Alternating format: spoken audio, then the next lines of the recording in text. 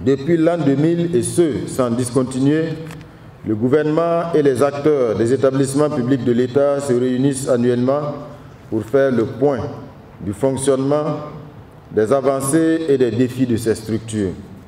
Cet exercice constitue un rendez-vous majeur de redevabilité et de pilotage stratégique qui a permis, au fil des années, d'enregistrer des progrès notables, tant en matière d'organisation institutionnelle que dans l'amélioration des services publics rendus aux populations. Mesdames et Messieurs, chers camarades, l'Assemblée générale des EPE constitue ainsi un cadre privilégié d'évaluation, d'orientation et de partage. Elle permet aux responsables de rendre compte de leur gestion, d'échanger sur les difficultés rencontrées, de s'inspirer des bonnes pratiques et de s'aligner sur les priorités définies par les plus hautes autorités. Cette instance se veut à la fois un cadre d'échange constructif sur les difficultés d'ordre stratégique et organisationnel qui affectent les performances des EPE et un cadre de partage des bonnes pratiques à promouvoir. Outre l'adoption des rapports de gestion des conseils d'administration et l'approbation des états financiers, l'Assemblée générale offre l'occasion d'évaluer les performances réalisées par les établissements publics de l'État à l'aune des missions d'intérêt général qui leur sont assignées en vertu du principe de redevabilité et de formuler de nouvelles orientations en rapport avec les priorités de la politique du gouvernement. Mesdames et Messieurs les présidents des conseils d'administration, Mesdames et Messieurs les directeurs généraux, au cours de cette session, nous allons passer en revue la gestion des différents établissements publics de l'État afin d'en apprécier les performances réalisées au titre de l'exercice 2024, d'examiner les difficultés rencontrées dans l'accomplissement de leurs missions et de dégager l'ensemble des actions nécessaires à entreprendre pour une amélioration continue des services publics. Chers camarades, malgré les résultats engrangés, des efforts restent à accomplir pour réduire significativement la pauvreté et répondre aux aspirations de la population. Aussi, l'utilisation plus efficiente des ressources s'impose à nous comme une nécessité au regard de la faiblesse des ressources financières de notre pays et des besoins sans cesse croissants de la population pour atteindre à moindre coût des objectifs stratégiques socio-économiques. Mesdames et Messieurs, chers camarades, la présente session se tient dans un contexte de contraintes budgétaires persistantes alors que les attentes sociales demeurent pressantes.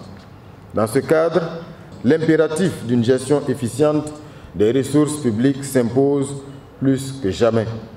Le thème retenu pour cette 26e session, à savoir l'apport de la comptabilité des matières dans la gestion efficiente du patrimoine des établissements publics de l'État, dans un contexte de rareté des ressources, se veut une interpellation collective.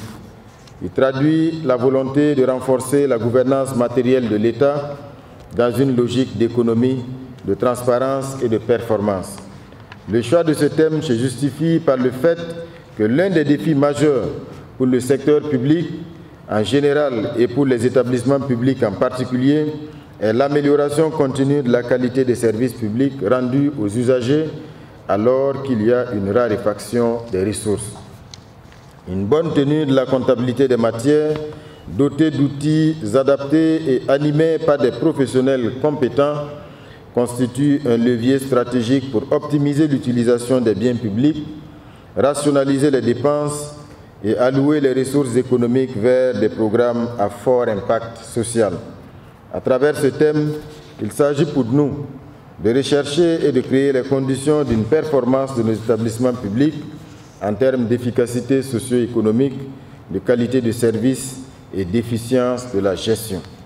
Cette thématique est une invite à approfondir la réflexion pour faire de la gestion efficiente du patrimoine des EPE un moyen d'amélioration de leur performance. Mesdames et Messieurs, chers camarades, les travaux de cette session porteront sur l'analyse des rapports de gestion et des états financiers de 109 établissements publics, toutes catégories confondues pour l'exercice budgétaire 2024. Je me réjouis de constater la mise en œuvre effective de la quasi-totalité des recommandations formulées lors de la 25e session. À ce titre, je tiens à féliciter les responsables des établissements publics ainsi que l'ensemble de leurs collaborateurs pour leur engagement, leur résilience et leur esprit de responsabilité. Aussi, je félicite les différents départements ministériels qui ont organisé les rencontres sectorielles sur le fonctionnement de leurs établissements en vue d'apporter des solutions aux difficultés relevant de leurs compétences. Mesdames et messieurs, chers camarades, les défis auxquels nos EPE sont confrontés exigent de nouvelles approches plus intégrées, plus rigoureuses et plus agiles. C'est dans cet esprit que je vous invite à aborder les travaux avec lucidité, rigueur et esprit d'équipe afin que des recommandations pertinentes et applicables puissent émerger pour orienter utilement l'action publique. Chers camarades, tout en souhaitant pleine réussite à nos travaux, je déclare ouverte, au nom du camarade président, le capitaine Ibrahim Traoré, président de l'Assemblée générale des établissements publics de l'État, la 26e session de l'Assemblée générale des établissements publics de l'État. Et je vous remercie.